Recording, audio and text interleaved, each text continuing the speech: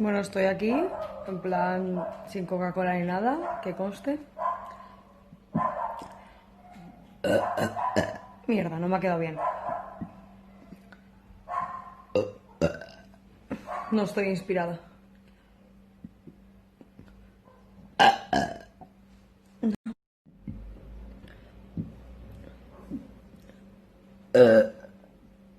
¿Qué me pasa?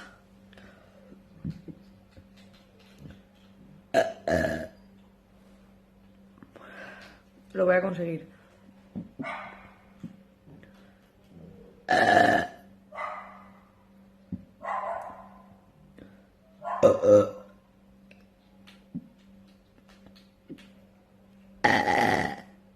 Bueno, lo vamos a dar por válido.